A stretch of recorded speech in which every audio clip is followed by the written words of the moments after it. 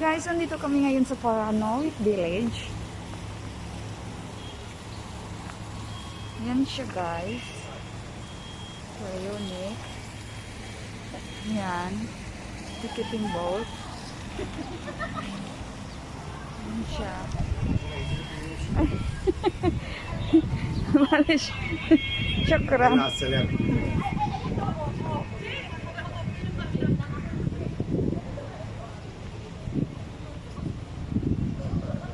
Yan sila, guys, sa Pharaonic.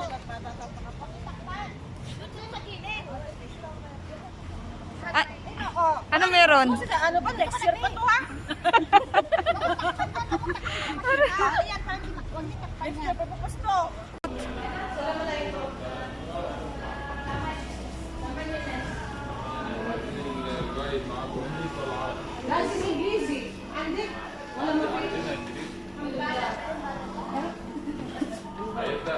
Saan?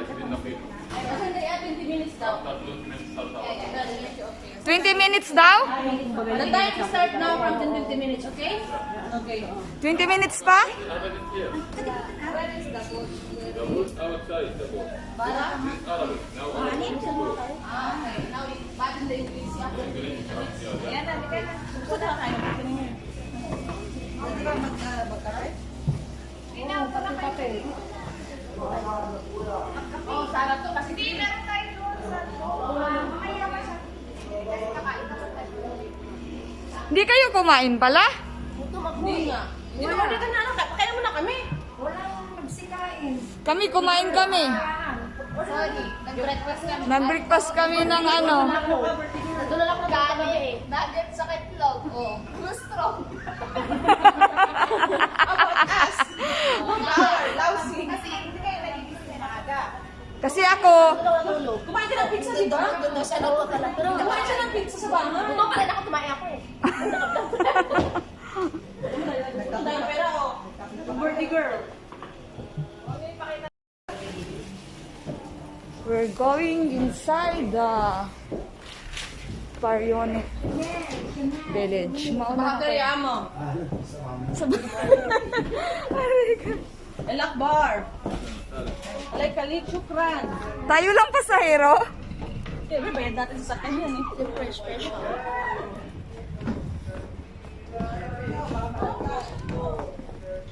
Siya, tayo mo ako.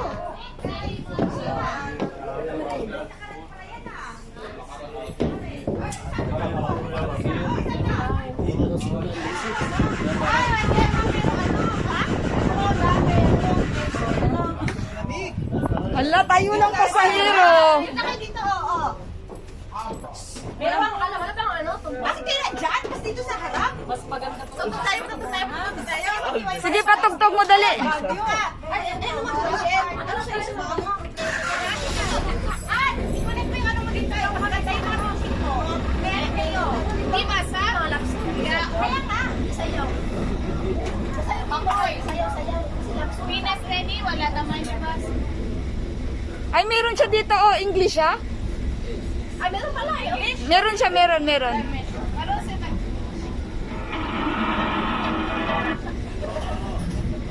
yung ano, umupo ka na. Ah, walo lang tayo. Bakit kayo nandiyan? Saan din na Yawa group. Doon na tayo. Hindi, walkie post, yawa group. Bakit nandiyan kayo? Asa ka na dito, oh. Ha? Walo lang tayo. Ayan na, andar na. Ayan na, dito tayo. Ano yung music kaya mo? Amo! Isa ma! Bibidyo na ako. From sights and sounds of modern life. The Pharaonic village covers an area of 32 acres, where people dressed in the clothes of ancient times perform their daily tasks in agriculture, industry, religious affairs and home life, using replicas of the tools and instruments of the ancient Egyptians. When Dr. Abdusalam Rega took over the village from his father, he expanded it with 10 special museums, covering such varied subjects as mummification, ancient boats, the Coptic and Islamic periods, and the life of President Martyr. Dr. Abdusalam has made the Pharaonic village into an open book on Egyptian history and culture. You are about to take a voyage back in time to the land of the pharaohs 4,000 years ago.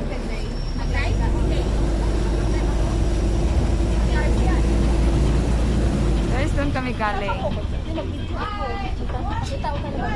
Between the trees is a statue of the Roman god Nylometer, the personification of the River Nile. Nylometer rests his arm on a sphinx, symbol of Egypt's great antiquity, and is attended by crocodiles which were found in the Nile in ancient times. The children surrounding the god represent the new life and fertility brought to the land by the annual flood. First of all, we will enter the Canal of Mythology, where there are statues of some of the principal gods and pharaohs of ancient times.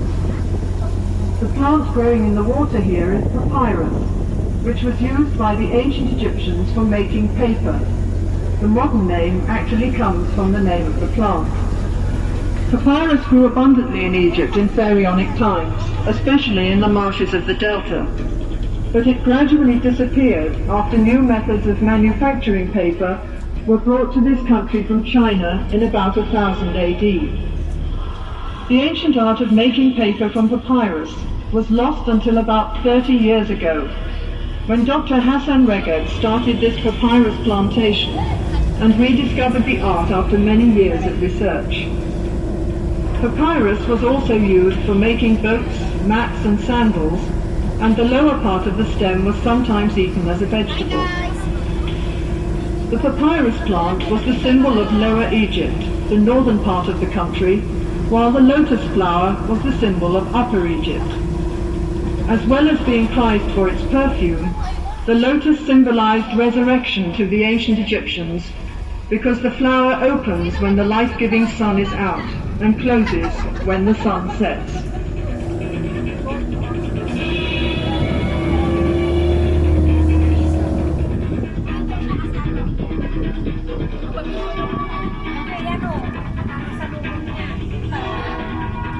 Osiris, the god of resurrection and lord of eternity, was usually shown as a mummy, Magagandang his dilag flesh ng colored Egypt. green or black. Magagandang dilag ng According to the Egypt. legend of Osiris, he was a king of Egypt who was foully murdered by his brother Seth, who was jealous of Osiris' popularity.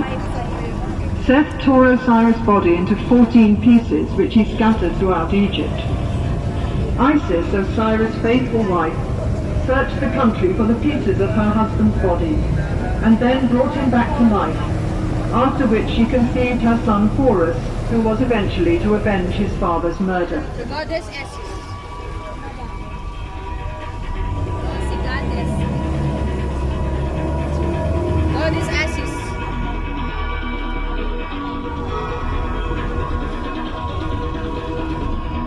Isis, the sister and wife of Osiris, has her son Horus on her knee. Isis was worshipped all over Egypt as a mother goddess who typified the faithful wife and devoted mother. In the early centuries AD, the cult of Isis was taken to Europe by Roman soldiers who had served in Egypt. The most famous temple of Isis can be visited nowadays on the island of Philae at Aswan. Horus, the falcon god, in his earliest form was the god of aerial space, with the sun and moon as his two eyes. Later he was regarded as the son of Isis and Osiris, who avenged his father's death by fighting with his uncle Seth for the throne of Egypt. After many years of conflict, Horus was at last triumphant. Kaya na maghiwa-hiwalay sila.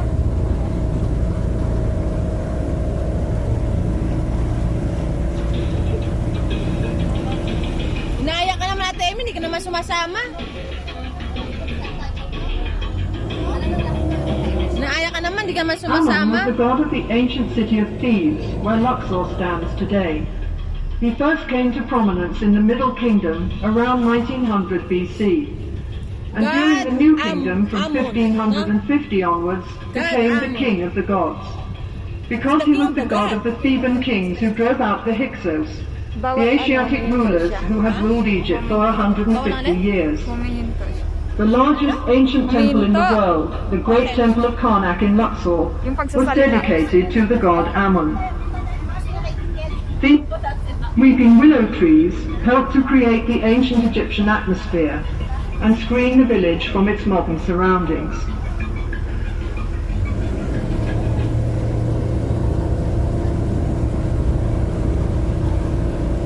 The Queen Cleopatra.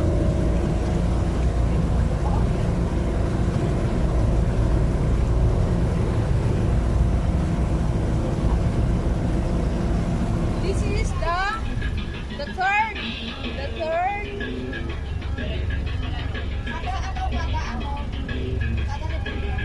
Tutmosis III was one of the greatest generals of ancient times. He succeeded to the throne of Egypt at about 8 years of age, but was supplanted by his stepmother, Queen Hatshepsut, who ruled as pharaoh for the next 22 years. During this time, Tutmosis trained in the priesthood and the army. As pharaoh, he carried out 17 military campaigns in Western Asia and extended the frontiers of the Egyptian Empire to their furthest limits.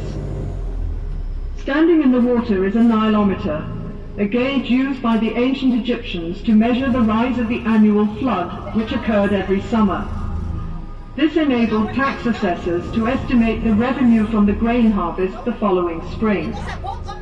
Even in those days, farmers complained that they did all the work and the taxman got all the profit.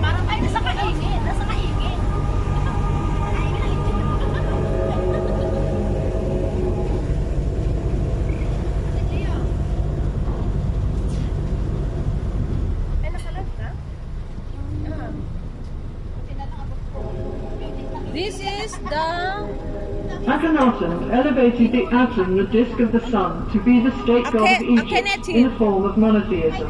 At the same time, he introduced a dramatic change of art style and built a new capital city in Middle Egypt.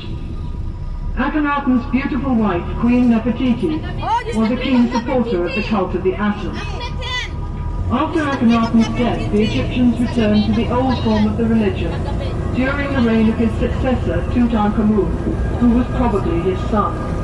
Later pharaohs tried to wipe out all traces of Akhenaten's existence. and this is the what is this? Ramses the second. This is the Ramses the second. Ramesses II had one of the longest reigns in ancient Egyptian history, The longest as he was pharaoh for 67 years. In the 5th year of his reign, he fought a great battle against the Hittites from northern Syria. The battle was indecisive, both sides claiming victory, but it is certain that Ramesses' personal courage saved the Egyptians from defeat. This the Ramses 16 the years second. later, the king signed a peace treaty with the Hittite leader Hattusilis II, And this is which was the first recorded peace treaty in world history.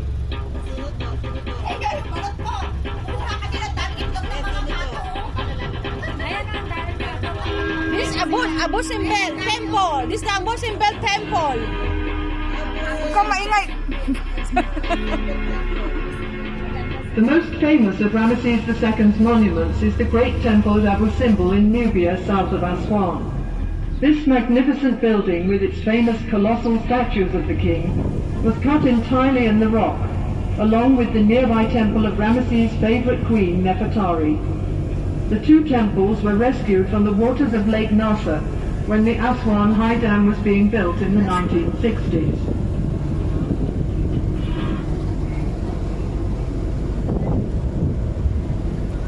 Ito pala doon sa kapila na yun. Ano?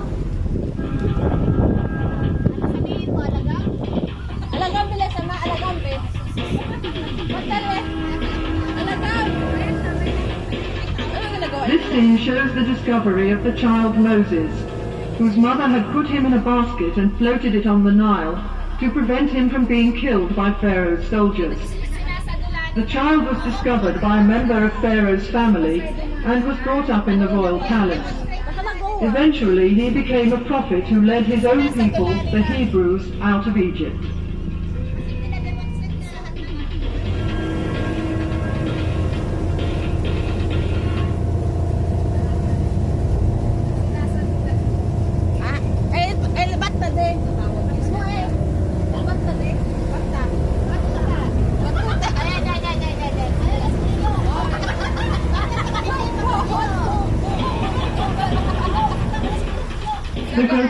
dwarf god Bes was a great favorite with the Egyptians. He was believed to protect people against snakes and scorpions, and was particularly regarded as a patron of women in childbirth. In general, Bes was the god of pleasure and enjoyment of every kind.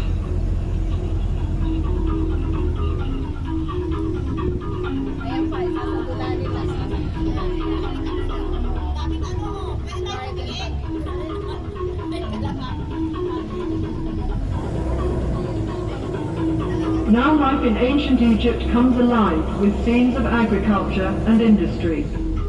The nobleman and his wife are enjoying the fresh air in their garden pavilion. They are playing a game called Senet, a game for 2 players, a form of which is still played in Egypt today. Plowing is the first operation in preparing the land for cultivation, and here we see the plowman with his team and the simple wooden plow. After ploughing, the heavy clods of soil are broken up with a hoe, and then furrows are made with the broad-bladed mattock.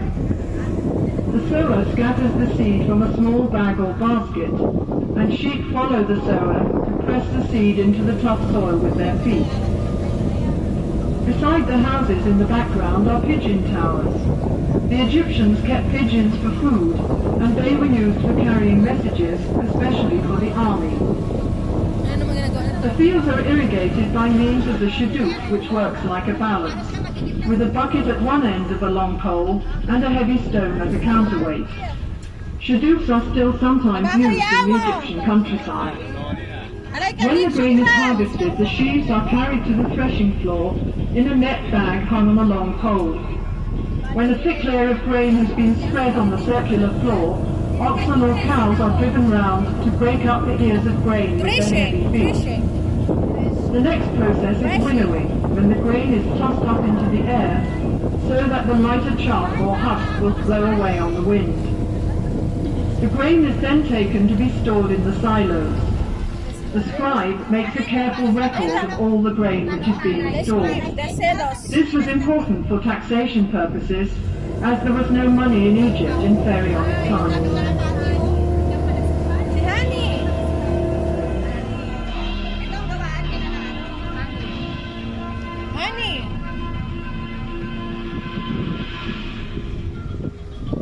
Honey was used for sweetening by the ancient Egyptians, as sugarcane was not grown in Egypt in those days. Beehives were made of pottery tubes piled up in rows, and in some parts of the country, beehives are still made this way today. The River Nile was the main highway of communication in Pharaonic times, so boat building was an important industry. Small boats were made of bundles of papyrus tied together with ropes. Such boats were used for short journeys and for fishing or hunting trips. Larger boats were made of wood, usually cedar wood imported from Lebanon. Wooden boats were pegged together with dowels and sewed together with ropes, as can be seen in the cross-section on the bank. When the boat was put into the water, the wood expanded and the rope shrank, so the boat became completely watertight. A royal boat of this type can be seen in the museum beside the Great Pyramid of King Cheops at Giza. The palm tree was a valuable resource for the Egyptians. The trunk was used in house building, and the branches provided fronds for making mats and baskets, while furniture and boxes were made from the ribs. The boxes were used for storage and as cages for small animals and birds. The Egyptians today still use the various parts of the palm tree for the same purposes. There were many different kinds of fish in the Nile and its canals which made good food, and fishing was also popular as a sport. One method of fishing can be seen here, where a net is stretched between 2 boats, and the fisherman hits the water with a stick to frighten the fish into the net. Let's see if he's been lucky today. Masyado malakas. Takip! Takip! Sabi niya, no. Wala eh. Takip! O sa... Sakpan. O, nag-semento na si ano.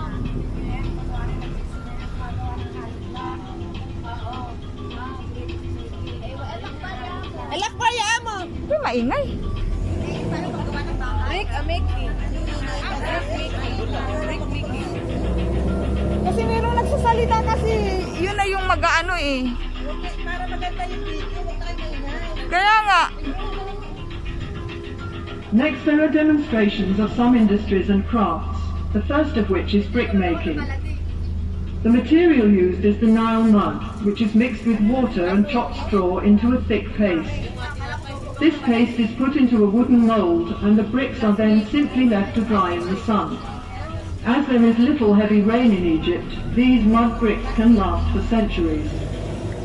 The houses of the ancient Egyptians, even the palaces of the pharaohs, were constructed of sun-dried mud brick. The roof was made of split palm trunks covered with branches. The building was covered with a thick layer of mud, which acted as insulation against heat, wind, and rain.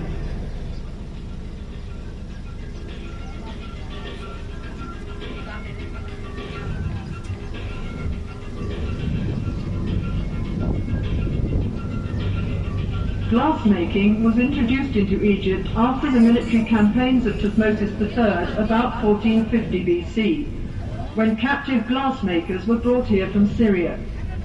Glass was used for making beads, inlays, amulets and small vessels, which were formed around a core, as glass blowing was not invented until the 1st century BC. In Ptolemaic times, Alexandria became a centre of glass craftsmanship, and in the Roman period, fine cameos were produced in the same city.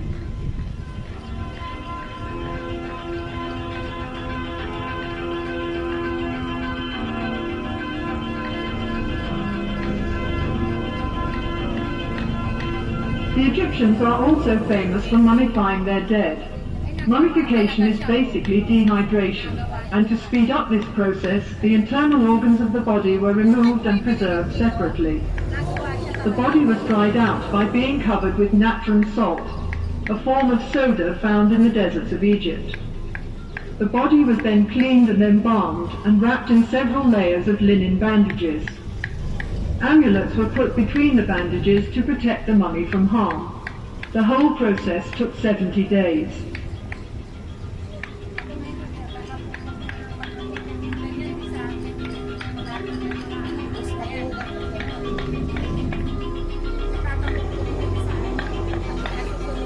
Pottery making is one of the oldest crafts in Egypt, dating back to about 6000 BC.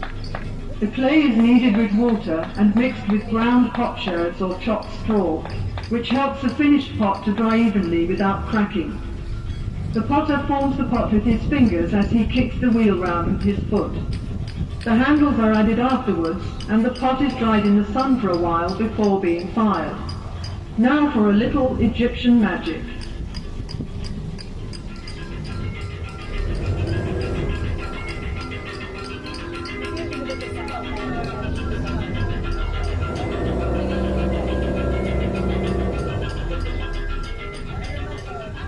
This scene shows the different stages in decorating a stone wall.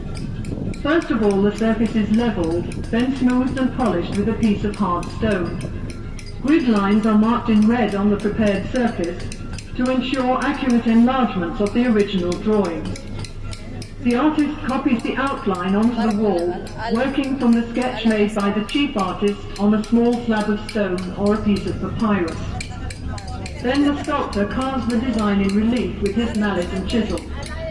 Finally, the details would be painted in colour to make the picture look as realistic as possible.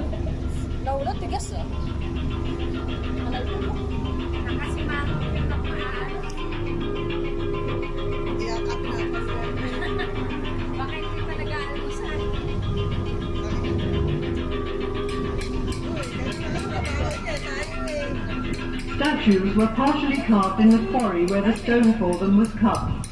First of all, the block of stone is separated from the rock face by hammering wooden wedges into holes cut in the rock. The wedges are soaked with water, and as the wood expands, the block breaks away. After the stone has been smoothed and polished, the profile of the work is outlined on one side, and then the sculptor carves out the figure, rounding it off first on the front and then on the back.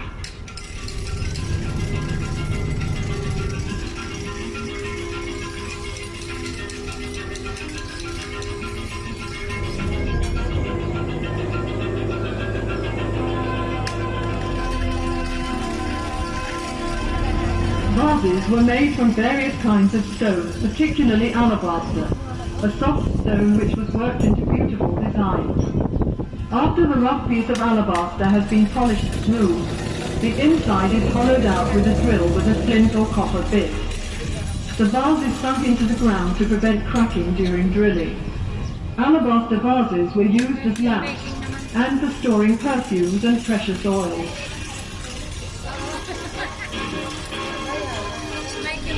Perfume making.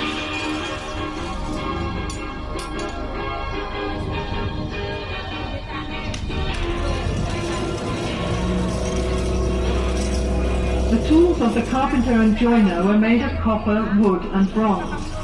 On the left, a man is sawing a log of wood into planks. Other tools used were a hammer, chisel, an adze and a bow drill for boring holes.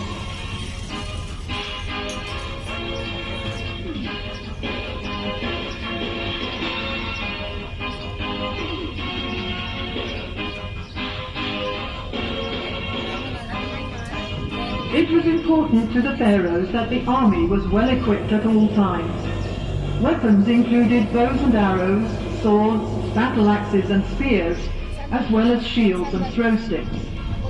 The horse-drawn war chariot was introduced into Egypt by the Hyksos from Western Asia around 1700 BC.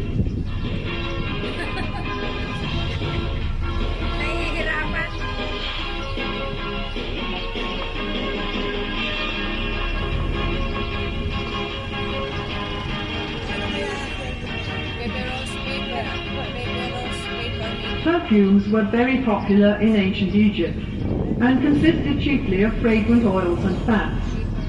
The juice is extracted from sweet-smelling flowers in a bag of heavy canvas, the ends of which are twisted in opposite directions with wooden bars. This scented extract is then mixed with oil or fat as a base.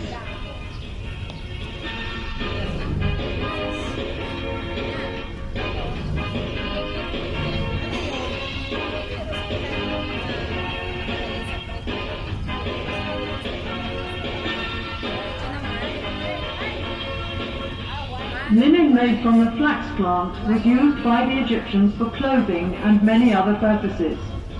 Bundles of flax stalks are pulled through a large wooden comb to remove the tops and leaves. The stalks are soaked in water for a few days to soften them and then beaten with a wooden mallet. They are then pulled through a smaller comb to separate the fibres from the outer woody covering, and the good fibres are picked out and spun into thread on a spindle. The fine linen thread is then woven into cloth on a loom. The earliest looms in Egypt were horizontal, and the upright loom was brought to this country by the Hyksos.